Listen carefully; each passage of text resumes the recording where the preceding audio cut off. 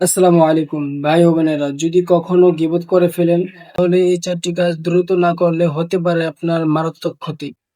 ভিডিওটা 1 সেকেন্ডও মিস করবেন না। সুতরাং কারো গীবত করে ফেললে পরে যখন আমার বুঝ আসবে তখন আমি কি করব। খুবই ইম্পর্টেন্ট একটা বিষয়। ইচ্ছাই হোক অনিচ্ছাই হোক অনেক সময় অনেক মানুষের গীবত আমরা করে ফেলি।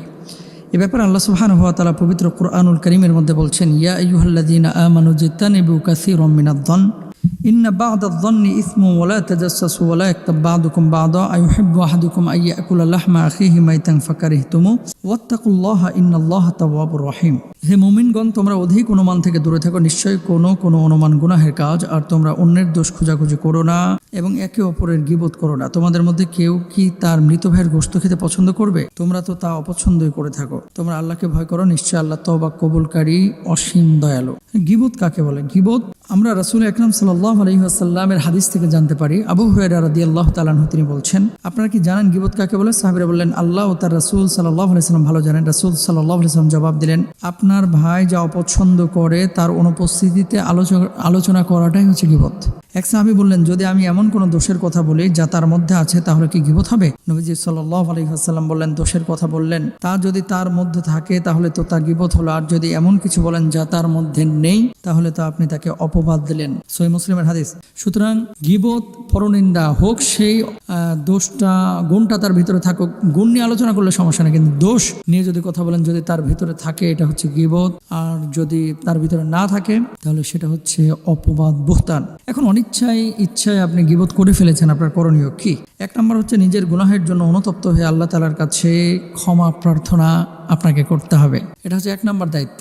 আল্লাহর কাছে ক্ষমা প্রার্থনা করবেন যে আমি এই গুনাহটা করেছি, আল্লাহ আপনি আমাকে মাফ করেন। 2 নম্বর, যে ব্যক্তির গীবত করেছেন তাকে গীবত করার কথা জানিয়ে ক্ষমা চাওয়া সম্ভব হলে ক্ষমা চান। তবে যদি ক্ষমা চাইতে গেলে হিতের বিপরীত হওয়া ভয় থাকে, তাহলে ভুল বোঝাও সম্পর্ক নষ্ট হয়ে যাওয়ার ভয় থাকে, তাহলে তার কাছে ক্ষমা চাওয়ার কোনো প্রয়োজন নাই। অর্থাৎ আপনি কারোর কাছে বলতে গেলেন যে তোমার ব্যাপারে আমি এই গীবতটা করেছি, তুমি আমাকে মাফ করে দাও, এভাবে যদি আপনি বলেন, অনেক সময় এটা হিতের বিপরীত হওয়ারই কথা। তাহলে আপনি এমনি বলবেন যে ভাই কোনো অন্যায় করে থাকলে আপনি আমাকে মাফ করে দিন, তাহলে কিন্তু সে যদি বলে যে মাফ করে দিলাম, ইনশাআল্লাহ মাফ হয়ে যাবে। 4 নম্বর, যার গীবত করেছেন তার জন্য আল্লাহর কাছে দোয়া করুন। এই গীবতের কাফারা হতে পারে ইনশাআল্লাহ। তার কল্যাণের জন্য আল্লাহর কাছে দোয়া করেন এবং কখনো আরেকজনের গীবত আসলে আমরা করব না। আল্লাহর কাছে তার কল্যাণের জন্য দোয়া করলে এটা কাফারা হতে পারে। 4 নম্বর, যাদের সামনে গীবত করেছেন তাদের সামনে ওই ব্যক্তির প্রশংসা করুন, এটাও গীবতের কাফারা হতে পারে। আপনি যাদের সামনে তার ব্যাপারে উল্টাপাল্টা বলেছেন, এই মানুষগুলোর সামনে তার ব্যাপারে এখন আপনি প্রশংসা করবেন। ইনশাআল্লাহ আশা করা যায় আল্লাহ সুবহানাহু ওয়া তাআলা ক্ষমা করবেন, আল্লাহ সুবহানাহু ওয়া তাআলা মাফ করবেন। তাহলে